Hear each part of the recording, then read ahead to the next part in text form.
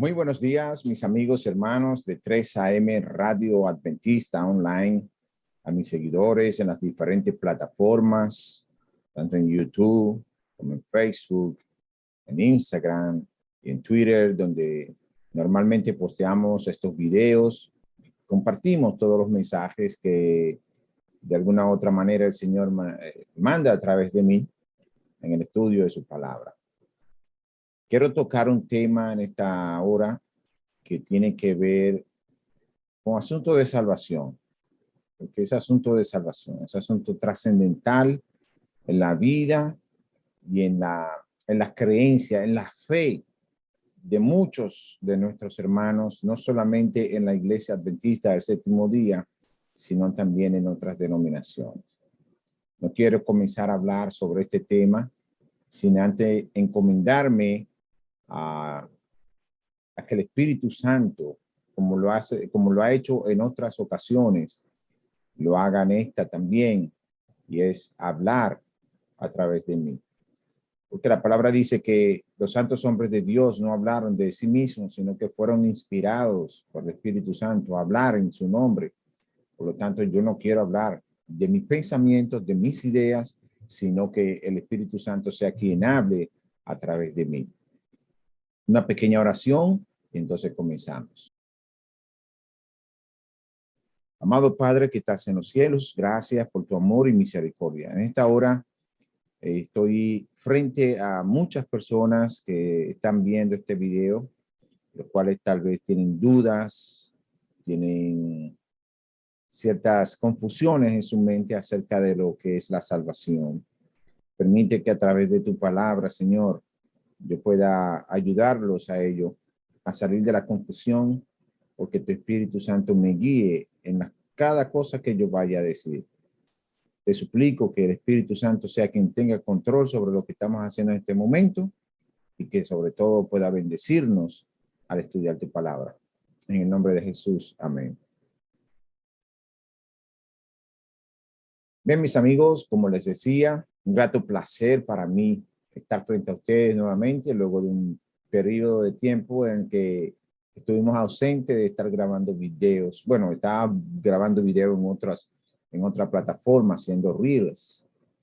He dejado un poco el asunto de la doctrina, el estudio de la Biblia, para estar grabando esos videos. Pero con la ayuda de Dios, hoy vamos a retomar este asunto de estar hablando acerca de la palabra de Dios y estar dialogando con mis hermanos acerca de las doctrinas bíblicas, de las enseñanzas de los discípulos, de los apóstoles, del mismo Jesucristo, de los profetas, esas verdades que están allí en la Biblia y que de una manera u otra han sido ocultadas en nuestras vistas, porque muchos de nosotros tampoco nos dedicamos a estudiar.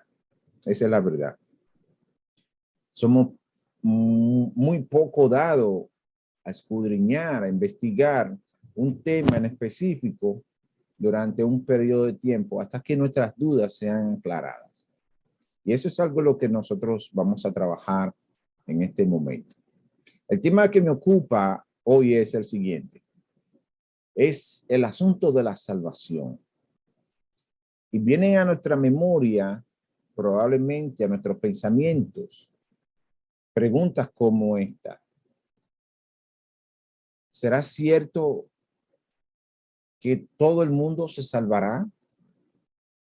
¿Será cierto que al final del tiempo, cuando el Señor venga y haga todo lo que tiene que hacer, en que los salvos irán al cielo, los impíos serán destruidos, como dice la Biblia, en un periodo de tiempo que no tenemos registrado en la Biblia, habrá un lugar en alguna parte en el espacio, no sé dónde el Señor lo habrá ubicado, porque tampoco lo que propongan esa teoría son específicos en cuanto a ello.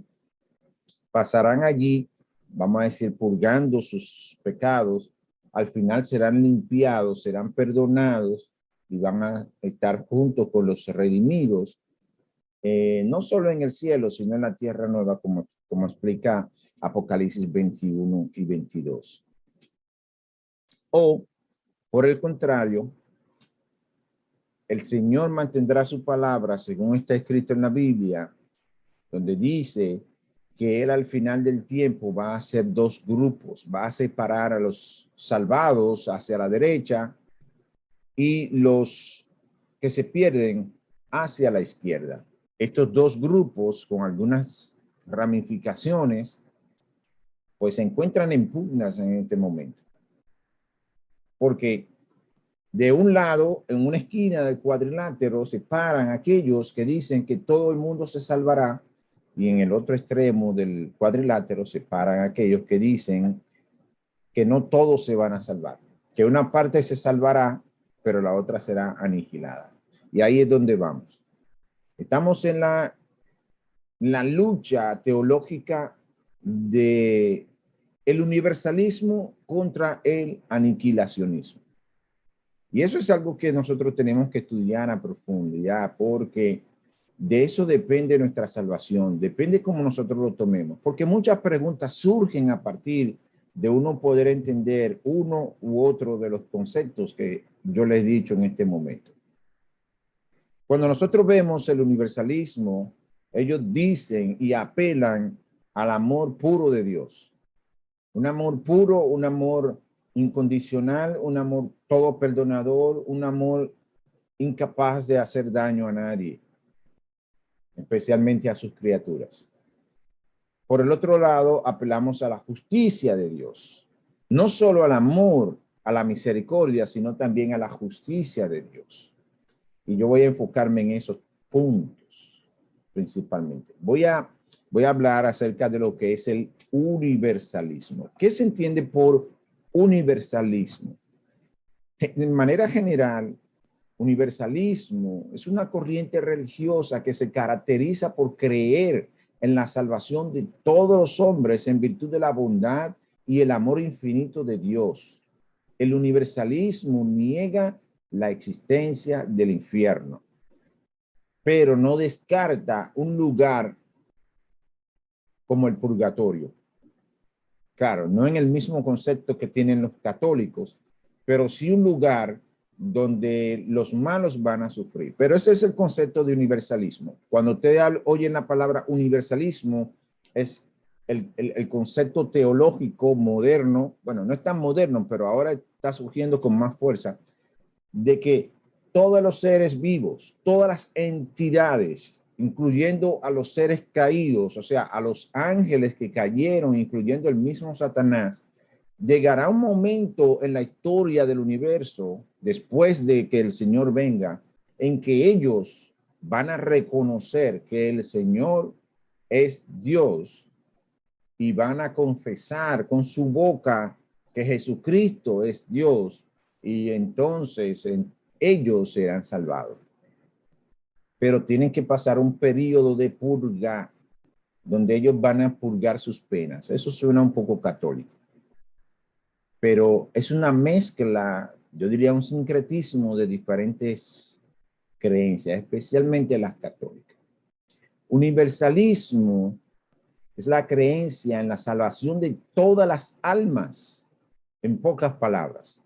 Aunque el universalismo ha aparecido en varios momentos en la historia de la humanidad, sobre todo Orígenes es quien da origen a ese concepto de universalismo por allá en Alejandría a finales del siglo III.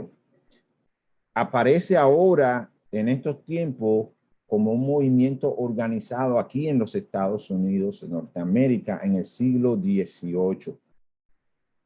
Los universalistas creían que era imposible que un Dios amoroso, por eso dije al principio que ellos apelan al amor puro de Dios, un amor que no tiene otra cosa, un ser que no tiene otra cosa más que amor.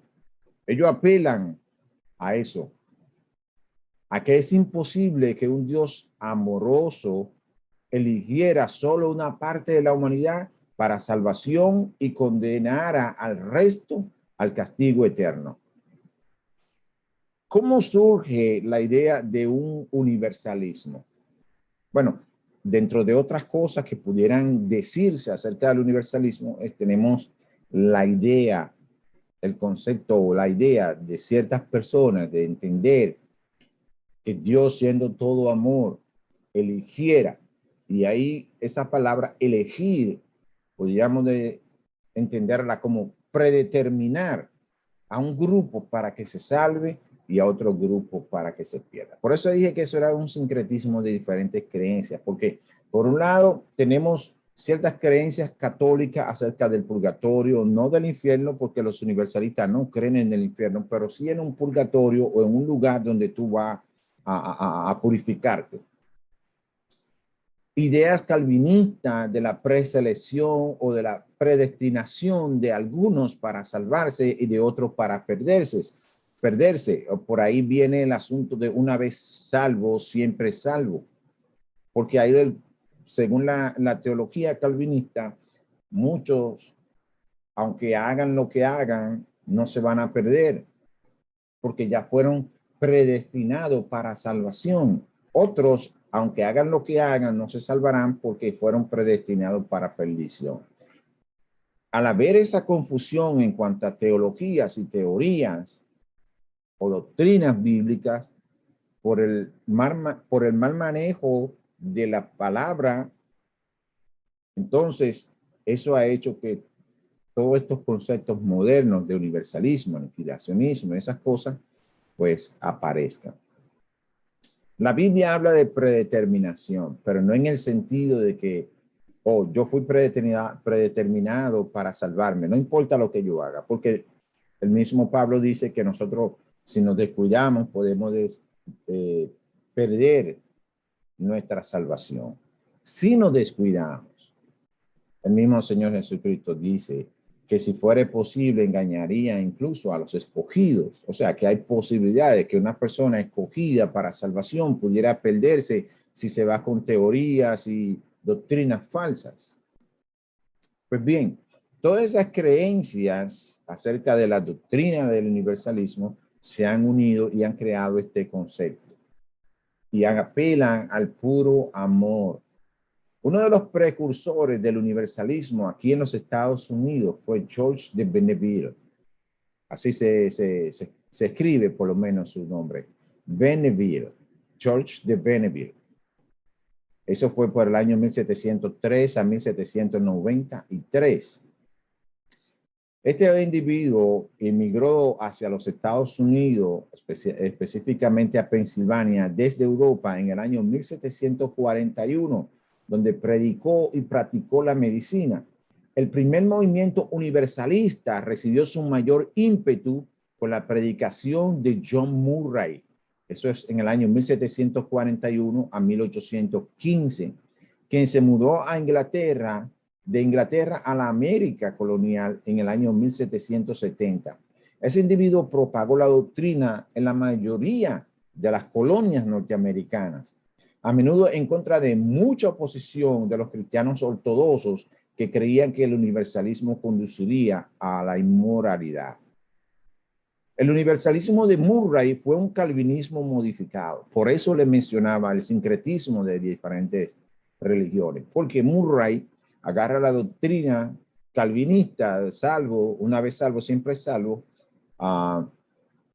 y la modifica. Cerca del final ya del siglo XVIII, los universalistas seguirían a Oseas Ballou, que fue o sería uno de los principales en el rechazo de los principios calvinistas. Ballou introdujo una concepción unitaria de Dios y reinterpretó la expiación. La muerte de Jesús no fue una expiación vicaria por los pecados de la humanidad, sino una demostración del amor infinito e inmutable de Dios por sus hijos. Y esto deberíamos de entenderlo bien. El calvinismo ve la muerte de Jesucristo como una expiación vicaria. Pero ¿qué pasa? Los calvinistas creen en la predeterminación, que fueron predeterminados para salvarse. Y ya lo dije, una vez salvo, siempre salvo. Pero ese señor Ballou, él agarra y reinterpreta la teología calvinista y ahora posiciona a Jesucristo no en una muerte vicaria, o sea, en una muerte para redimir a la humanidad, sino que él no vino aquí a morir para salvar a nadie. Porque si están predeterminados para salvarse y predeterminados para perderse, la muerte de Cristo no tiene sentido. ¿Me están entendiendo? Si estamos predeterminados para salvarnos y para perdernos un grupo, la muerte de Cristo no tiene sentido. No tiene por lo menos el sentido vicario que le dan las demás denominaciones cristianas, los evangélicos, los pentecostales y los católicos también. Porque entendemos que Jesucristo vino para que todo aquel que en él cree sea salvo, o sea, no se pierda, sino que tenga vida eterna. Pero ese señor Balú dice, no, la muerte de Jesús no fue una muerte vicaria por los pecados de la humanidad, sino una demostración del amor infinito e inmutable de Dios por sus hijos.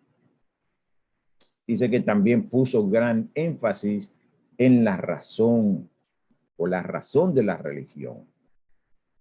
No sé si me entendieron ese concepto, pero si no, pueden escribir en los comentarios para darle mayor explicación acerca de ese concepto vicario y no vicario de la muerte de Cristo. Recuerden, todo cristiano, bueno, no todos, pero aquellos que no tienen la teología calvinista, especialmente la teología unitaria, porque en eso fue que él modificó la teología calvinista. Son unitarios. Balú era unitario. Unitario significa que creen en que Dios es una sola persona, el Padre, vamos a decir así. Solo una persona, no hay Espíritu Santo, Jesucristo no es Dios, etcétera, etcétera. Dios es uno, no es dividido, no hay tres personas, solo una sola persona. Unitario. De ahí vienen los unitarios o el unitarianismo, igual que el trinitario o el trinitarianismo. Eso es la teología que introduce Oseas Balú ya para el año o para el siglo XVIII. La creencia en una verdad fundamental es otro principio importante en el universalismo. La verdad viva se considera de mayor alcance que las fronteras nacionales, culturales o religiosas o las interpretaciones de esa única verdad. Como dice Rig Veda, la verdad es una, los sabios la llaman por varios nombres. Una comunidad que se llama a sí misma universalista puede enfatizar los principios universales de la mayoría de las religiones y aceptar otras maneras de, vamos a decir, inclusiva.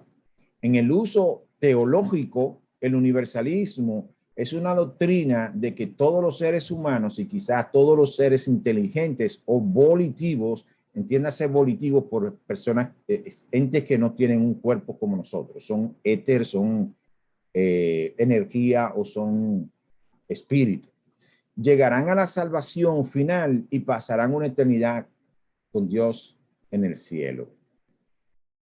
Y esto es interesante. Ahí incluye incluso a Satanás. Los universalistas no es, vamos a decir, propiamente una denominación cristiana.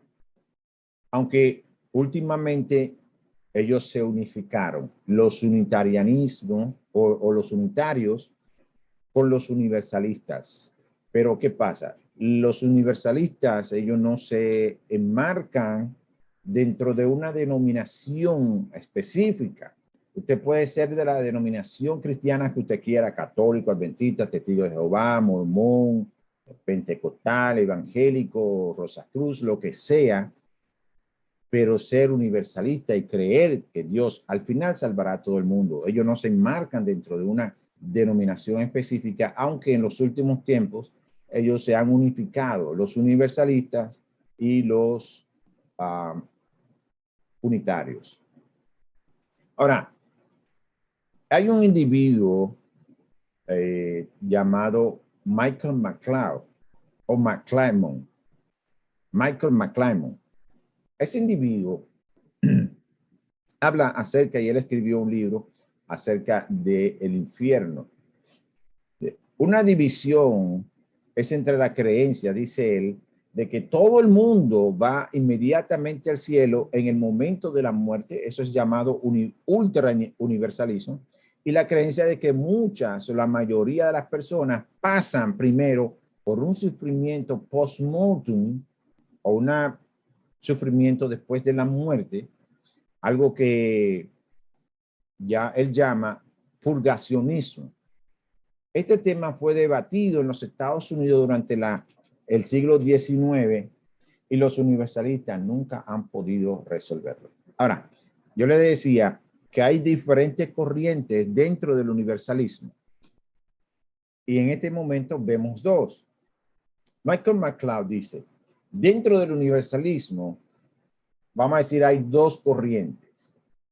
Hay una corriente que dice, ok, todo el que muere va al cielo. Eso suena católico. Aunque ellos tienen el infierno y tienen el purgatorio, pero en su práctica, los católicos dicen, oh, se fue al cielo. Todo el mundo que muere va al cielo. No importa si fue bueno, si fue malo. Todo el que muere va al cielo. Oh, está en el cielo. Eso cree la mayoría de las personas. Y ustedes están conscientes de esa parte. Todo el que muere va al cielo.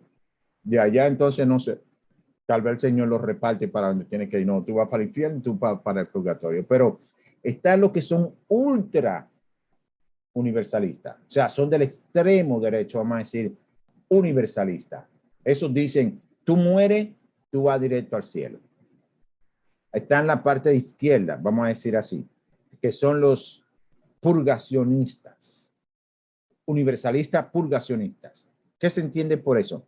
Son las personas que entienden que todo el mundo se va a salvar, igual que los ultra, todos se van a salvar, pero en vez de hacer el salto directamente al cielo, pues hay un grupo que por su forma de vivir o por su rechazo al Señor Jesucristo no va a ir al cielo, sino que va a ir directamente al purgatorio, o como le dije anteriormente, a un lugar en el espacio que no se sabe dónde está, en donde ellos van a purgar sus penas o sus pecados.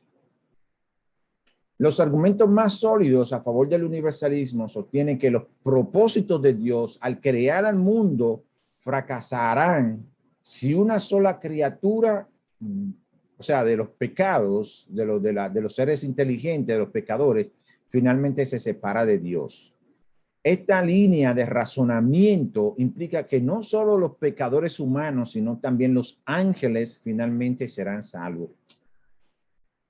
Él escribió ese libro que se titula La redención del diablo.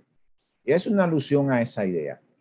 O sea, la idea de que todo el mundo se va a salvar, incluyendo a los seres caídos. Cuando digo los seres caídos, me refiero a los ángeles, incluyendo al mismo Satanás. Él dice, Michael McClymon, que el universalismo no es solo un error teológico, también es un síntoma de problemas más profundos. Es una cultura caracterizada por el deísmo terapéutico moralista. El universalismo se ajusta a la era en que vivimos. Como argumento en el libro, dice él, el universalismo es el opio de los teólogos.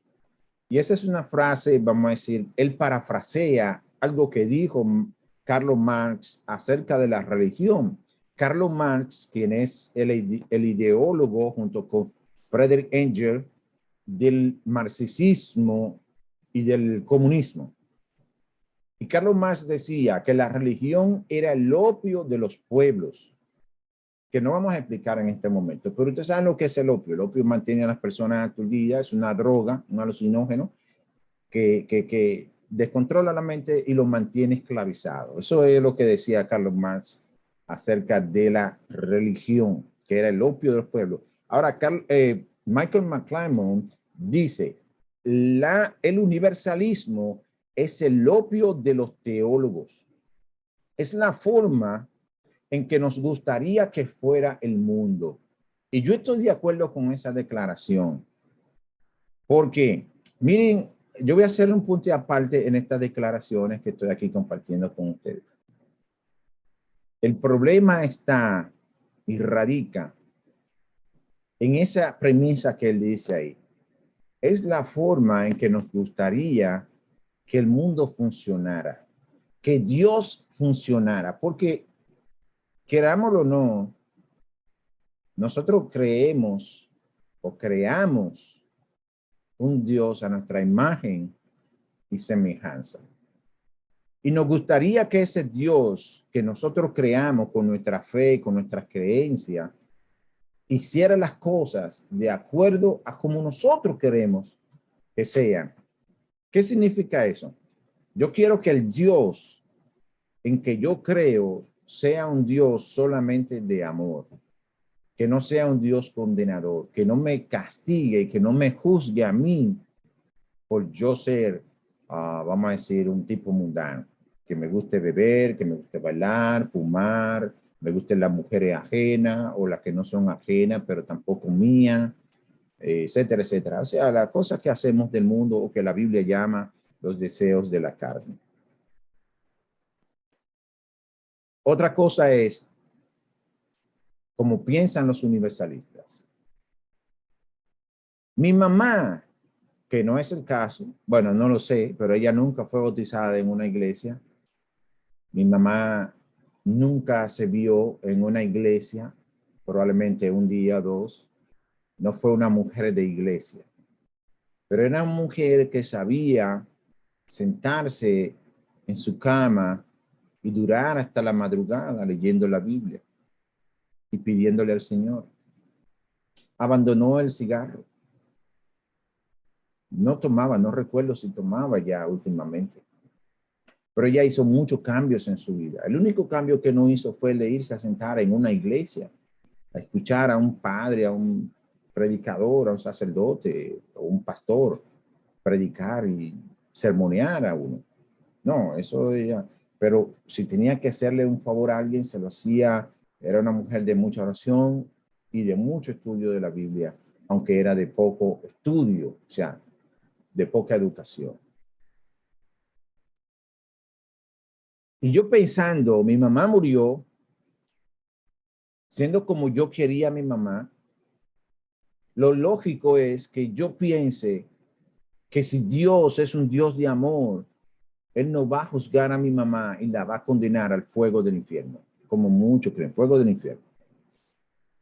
Que Dios en algún momento va a perdonar a mi mamá y va a permitir que ella esté en su presencia, al igual que como yo estoy luchando por estar en su presencia, yendo por el camino que Él indica que uno debe de ir. Entonces, yo sé que muchos de nosotros nos hemos puesto a pensar, ¿veré yo a mi mamá quemándose eternamente en un fuego que la quema, pero que no la consume? A mi papá, a mis hermanos, gracias a Dios están vivos, pero a mis hermanos, si no se arrepienten y no conocen del Señor. Veré a mis abuelos, a mis familiares que no conocieron, a mis amigos, a mi esposa, a mis hijos. Lo veré yo en el infierno quemándose eternamente. Son errores teológicos, porque es algo absurdo. Dios es un Dios de amor y en eso estamos de acuerdo tanto los universalistas como los aniquilacionistas. Dios es un Dios de amor y el amor no es capaz de poner a alguien a sufrir eternamente. Eso no es bíblico. El Señor no puede hacer eso. Yo decía o digo, bueno, decía en otros videos, pero siempre digo, los hombres no pueden ser más justos que Dios. No pueden aplicar mejor la justicia que Dios. No pueden ser más misericordiosos que Dios. No pueden ser más amorosos que Dios. Y si el hombre sabe aplicar justicia y ser justo a la hora de emitir un juicio, ¿cuánto más Dios? Cuando usted le dan una cadena perpetua en un juicio, esa cadena perpetua no es perpetua. Es hasta que usted se muera. Usted se va a morir en la cárcel. Al morirse, usted va a ser una persona completamente libre. No existe la perpetuidad. O cuando usted muere, usted sigue estando preso. No, usted es libre. Está muerto, pero es libre. Ya no está preso. ¿Entiende? Si una persona comete un error, el jurado lo condena por las evidencias que presentaron. El juez dicta una sentencia y lo hace basado en las evidencias y en la decisión de los del jurado y dice, esa persona cometió este delito, le tocan 10 años de cárcel. Entonces, ¿qué pasa? Si mi delito es menor, lo que hice fue infringir una señal de tránsito. Voy yo a ir por 15, 20 años por una infracción de tránsito. Vamos a suponer porque yo estuve parqueado en el lado donde le tocaba limpiar a la barredora. Lo que vivimos aquí en Estados Unidos sabemos lo que es eso. Estar en el lado donde le tocaba el día, pasar la barredora y limpiar. Mi carro estaba en el medio y le obstruía el tránsito para que pudiera limpiar. Y por eso el policía no solo me pone un ticket, sino que me lleva donde el juez. El jurado me condena y el juez me da cadena perpetua. ¿Ustedes creen que eso es lógico? Y si los hombres pueden aplicar justicia y ser justos en sus decisiones, ¿cómo es que Dios no puede ser justo en sus decisiones? Usted rechazó al Señor, usted va a sufrir su castigo, pero no será un castigo eterno. El problema es que en consecuencia será eterno, como la cadena perpetua que le dieron al individuo que cometió un crimen horroroso. Le dieron cadena perpetua, murió vamos a decir, en su celda, murió siendo preso para el resto de su vida, pero él desapareció. Las consecuencias fueron eternas y van a ser eternas. Asimismo es las personas van a ser consumidas por un fuego. No cabe en la mente de una persona, especialmente mía, un Dios que va a agarrar a una persona que va a estar quemándose eternamente, porque eso implica otros conceptos teológicos, como el concepto de la eternidad. Solo Dios es eterno. Es una cualidad divina, la inmortalidad. El hombre no es inmortal, nunca fue inmortal, ni siquiera Adán fue inmortal. Adán tenía una inmortalidad condicional. Por eso cuando él peca, muere.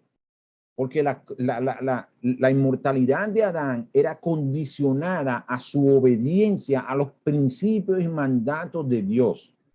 Cuando Adán peca, esa inmortalidad se le retira, esa protección que tenía se le retira y por eso Adán muere. Adán no fue creado inmortal. Ahora, nosotros vamos a recibir la inmortalidad, porque Pablo dice que cuando el Señor venga, nosotros no sabemos cómo vamos a ser, pero sabemos que seremos como Él, o sea, como Jesucristo, porque le veremos tal como Él es. Y seremos transformados en un abrir y cerrar de ojos. Y vamos a poseer entonces ese atributo divino de la inmortalidad, ya no condicional, porque dice la palabra que el Señor va a erradicar el pecado del universo entero para siempre, porque dice la palabra que el pecado no se levantará 2 veces. Y si no se va a levantar 2 veces, es porque nosotros vamos a vivir eternamente, ya no condicional, eternamente bajo una obediencia permanente a nuestro Señor Jesucristo, así como están los ángeles. Entonces, volvamos al punto. La teología del universalismo es la forma que nos gustaría que fuera el mundo. Algunos imaginan que una iglesia más amorosa y menos crítica estaría mejor posicionada para ganar nuevos adeptos. Sin embargo, el amor perfecto apareció en la historia. ¿Y qué hicieron? Lo crucificaron. Cuando nos volvemos a la esperanza universalista, dice Michael McClymon, mi pregunta es, ¿esta esperanza implica la expectativa confiada de que todos se salvarán? Si es así, entonces no llamaría a esto universalismo esperanzado, sino universalismo asertivo o afirmativo. Pregunto además, dice Michael McClymon, ¿en qué promesa divina se basa esta confiada expectativa? ¿Existe tal promesa de Dios para salvar a todos? Por el contrario, si la esperanza universalista no implica la expectativa confiada de que todos se salvarán, entonces el fenómeno no llega a la esperanza bíblica y podría considerarse como una forma de mero deseo o pensamiento deseoso. O sea, en pocas palabras, Michael McClymont se cuestiona y dicen, el universalismo no es más que el deseo humano de que el Señor perdone a todo el mundo al final del tiempo, no importa lo malo que haya sido. Hitler, Mussolini, Nerón, toda esa gente mala que nosotros tenemos en un concepto y en un lugar donde nos gustaría que fuera cierto el infierno y que se quemaran el resto de la eternidad ahí, ellos dicen, al final esa gente se van a salvar. Aquellos que hicieron un genocidio tan grande, que fueron homicidas, aquellos que violaron niños, ultrajaron personas, asesinaron personas sin necesidad, toda esa gente que nosotros conocemos, como el reciente caso ahora de Texas, donde mataron todos esos niños, que esa persona al final se va a salvar. Entonces, es solamente un deseo, porque él dice, ¿dónde está en la Biblia la promesa de que todos se van a salvar? Claro, los universalistas usan la Biblia y utilizan ciertos textos para tratar de justificar, como todos, de justificar el concepto universalista de la salvación. El principal argumento que se puede tener a favor del universalismo es que Dios es un Dios bueno y amoroso. No condenaría a las personas al tormento eterno en el infierno. Algunos universalistas creen que después de cierto periodo de limpieza, de purga, Dios liberará a los habitantes del infierno y los reconciliará consigo mismo. Otros dicen que después de la muerte, la gente tendrá otra oportunidad de elegir a Dios. Eso suena un poco de testigo de Jehová. ¿Entiendes? Porque los testigos de Jehová tienen algo parecido. Ellos no lo ubican en ninguna parte, en el éter, en el espacio sideral, o en un estado de la conciencia, como modernamente los católicos quieren hacernos creer, sino que ellos lo ubican aquí en la tierra. Vivimos en el paraíso, todas las naciones vendrán y adorarán al Señor, pero aún así, dice, muchos se van a perder. El universalismo aplica pasajes como Hechos 3:21. Vamos a leer qué dice Hechos 3:21. A quien de cierto es necesario que el cielo reciba hasta los tiempos de la restauración de todas las cosas, de que habló Dios por boca de sus santos profetas que han sido desde el tiempo antiguo. Ustedes verán que en los textos que yo voy a estar leyendo, los cuales los universalistas utilizan para alegar sus creencias o fundamentar su creencia en ese concepto del universalismo, va a tener algo en común. Decía Hechos 3:21. Si quiere tomen nota, yo lo voy a poner aquí en la pantalla. Hechos 3:21. Vamos a ir a Colosenses 1:20. Y por medio de él reconciliar consigo todas las cosas, así las que están en la tierra como las que están en los cielos, haciendo la paz mediante la sangre de su cruz. Es el segundo texto. Vamos al tercer texto. El tercer texto se encuentra en Romanos 5:18 y Hebreos 2:9. Romanos 5:18 dice lo siguiente: así que, como por la transgresión de uno vino la condenación a todos los hombres, de la misma manera, por la justicia de uno vino a todos los hombres la justificación de vida. Dice Hebreos 2:9. Pero vemos a aquel que fue hecho un poco menor que los ángeles, o sea, a Jesús, coronado de gloria y de honra a causa del padecimiento de la muerte, para que por la gracia de Dios gustase la muerte por quienes, todos. Yo le dije que había una palabra que era común a todos ellos. Dice 1 Corintios 15, 24 al 28 lo siguiente. Luego el fin, cuando entregue el reino al Dios y Padre, cuando haya suprimido todo dominio, toda autoridad y potencia, porque preciso es que él reine hasta que haya puesto a todos sus enemigos debajo de sus pies. Y el postrer enemigo que será destruido es la muerte, porque todas las cosas las sujetó debajo de sus pies. Y cuando dice que todas las cosas han sido sujetadas a él, claramente se exceptúa aquel que sujetó a él todas las cosas. Pero luego que todas las cosas le estén sujetas, entonces también el Hijo mismo se sujetará al que le sujetó a él todas las cosas, para que Dios sea todo en todos. Eso dice el texto. Yo le decía que en los textos que estábamos leyendo, que íbamos a leer, hay una palabra que es común a todas ellas. No vamos a hacer un análisis de esos textos porque vamos a hacer un segundo video donde vamos a estar analizando esos textos, donde habla de todo, todas, todo, todas, todo, todas. Y ese todo, todas, nosotros vamos a hacer un análisis de esos textos. Vamos a ver no solamente el texto, porque me parece que es una forma evangélica, o vamos a decir protestante, de leer la Biblia.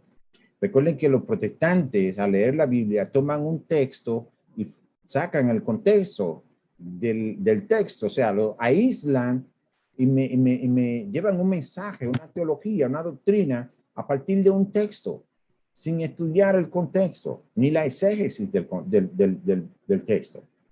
¿Entiende? Entonces, no vamos a analizar esos textos, pero esos son los textos que ellos usan en su análisis de la doctrina o la creencia del universalismo. Fowler agrega que una de las razones del resurgimiento del universalismo es la actitud actual de que no debemos juzgar a ninguna religión, idea o persona. Al negarse a llamar algo bueno o malo, los universalistas no solo cancelan la necesidad del sacrificio redentor de Cristo, sino que también ignoran las consecuencias del pecado sin arrepentimiento.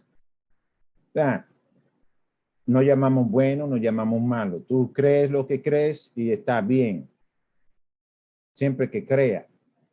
Pero ¿qué pasa? Si nosotros mantenemos ese concepto, como decía al principio, con el concepto calvinista y la nueva reinterpretación de Balú, de un unitarianismo y de un sacrificio de Cristo no vicario, entonces nosotros no tenemos necesidad de arrepentirnos, porque no hay nada bueno ni nada malo. O pudiéramos decir, bueno, lo bueno es lo espiritual, lo malo es lo carnal. Y también es una teología, una creencia gnóstica acerca del pecado. Como doctrina, el universalismo no describe una determinada denominación o grupo de fe, como le decía anteriormente.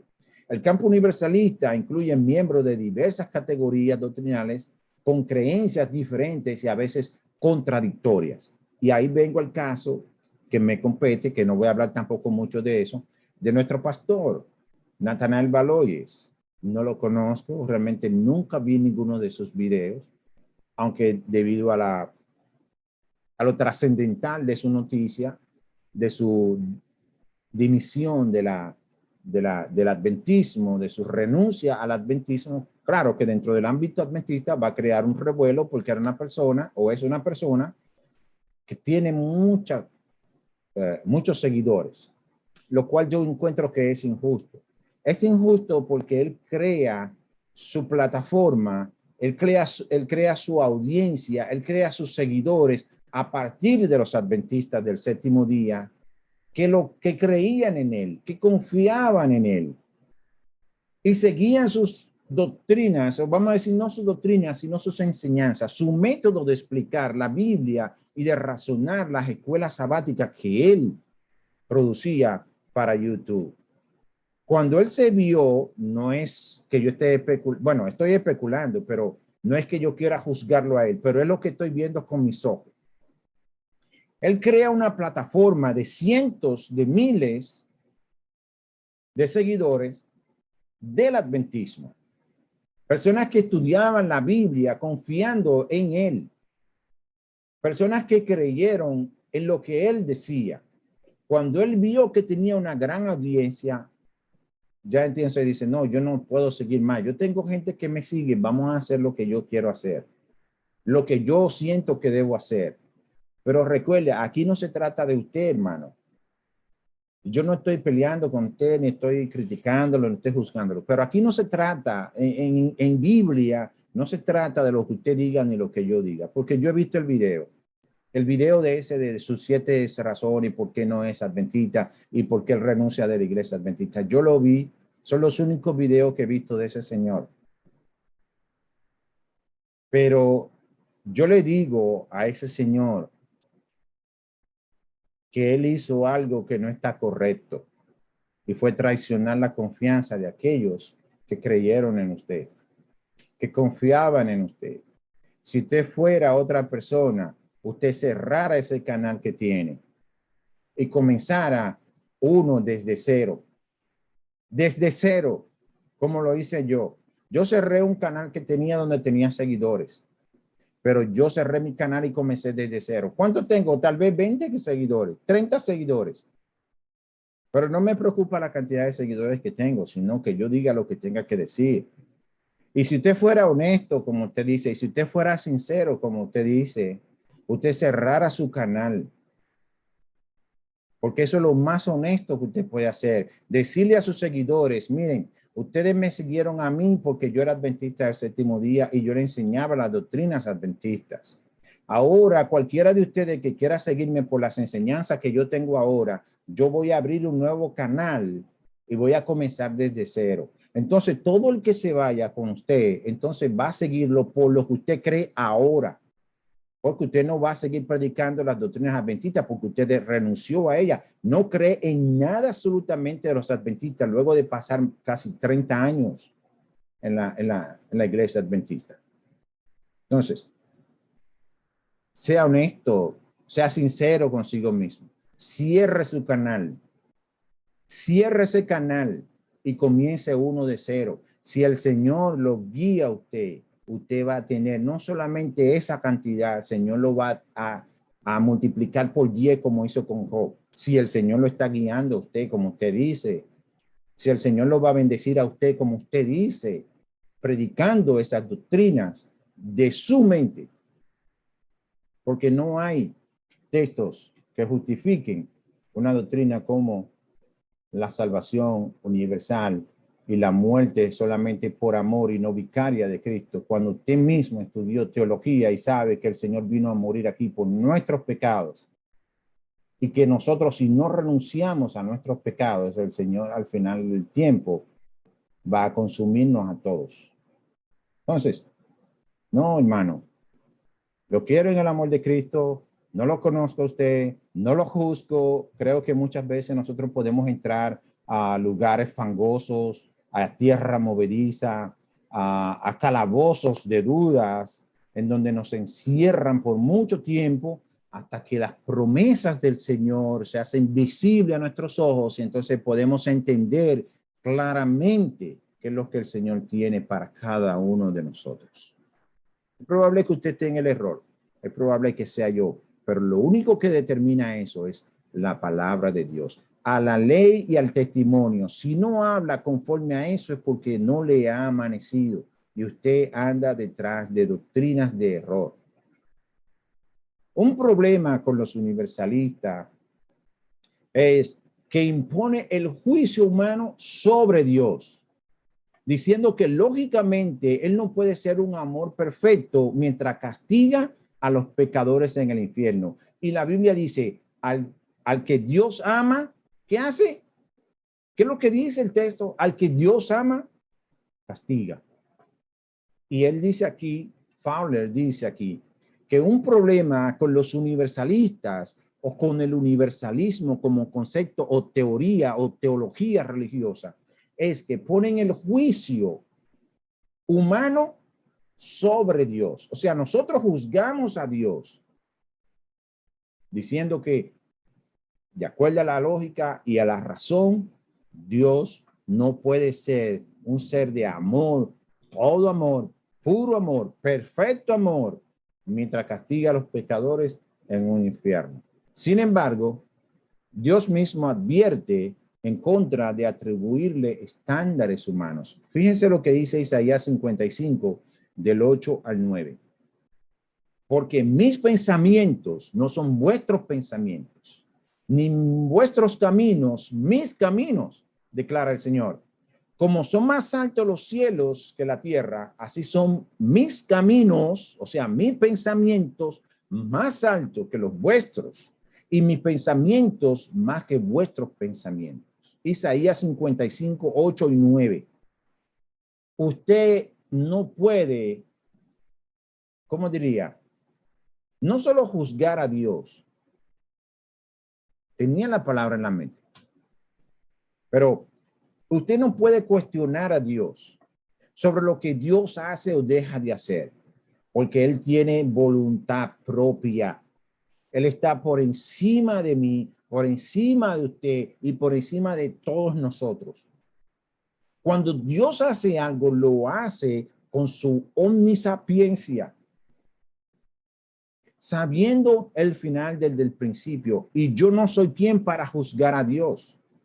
Si el Señor decidió que todos los malos serán eliminados, ¿quién soy yo para decir que por amor, por el gran amor que el Señor nos tiene, Él no va a eliminar a nadie? Cuando la Biblia todo el tiempo habla de aniquilar, de eliminar el pecado, de erradicar el pecado, y el último postrer enemigo que será erradicado será la muerte, dice la Biblia. Será eliminado, será el último postrer enemigo.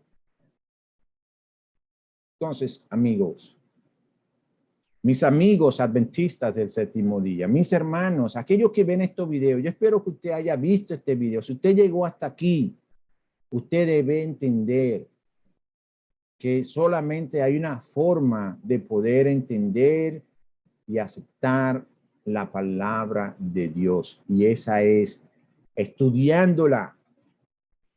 Lea su Biblia, hermano. Pase tiempo leyendo. No vea tantos videos en YouTube, aunque yo estoy aquí en YouTube. Pero el problema de ir a YouTube es a las fuentes que usted va. Hay muchas personas que son débiles mentalmente y se dejan confundir fácilmente. Ahora, haga como hacen los bereanos o como hacían los bereanos. Pablo, nosotros conocemos quién era Pablo. Uno de los más grandes teólogos del cristianismo primitivo. Y cuando los bereanos se sentaban a escuchar a Pablo, todo lo que Pablo decía, ellos cuando terminaban, pudiera que dijeran amén y todas esas cosas, pero cuando terminaban, ellos no eran tontos, iban a su casa, revisaban los libros y Pablo decía lo que decían los libros, Pablo estaba en lo correcto. Si no, oye, olvídate de Pablo. Entonces, ¿por qué nosotros hoy como cristianos no hacemos lo mismo? No agarramos y leemos nuestra Biblia y confirmamos lo que dice el pastor fulano de tal, no importa quién sea, de dónde sea, ni el rango que ocupe dentro de la organización, y lo cuestionamos y lo juzgamos de acuerdo a lo que dice la Biblia, a la ley y al testimonio. Si no es conforme a eso, no le ha amanecido.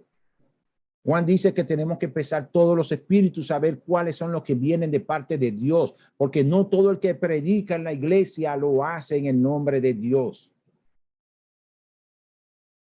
Muchos me dirán, Señor, Señor, hicimos milagros, sacamos demonios. El Señor va a decir, yo no los conozco, ustedes son unos obradores de maldad. Son gente religiosa, son gente que fueron pastores, que fueron evangelistas, que fueron personas que hicieron milagros. Sin embargo, el Señor lo va a rechazar diciéndole que nunca lo conoció.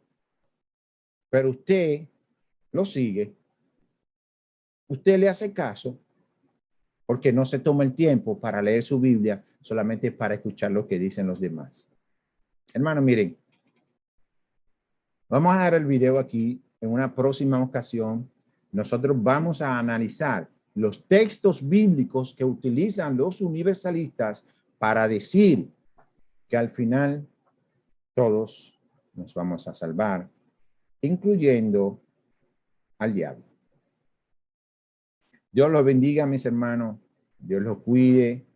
Dios nos ayude a que nosotros podamos estar firmes para estos tiempos de tanta confusión, de tantas voces distintas y de tantas teorías raras que surgen solamente del pensamiento y la ociosidad humana. Dios los bendiga. Nos vemos en una próxima ocasión.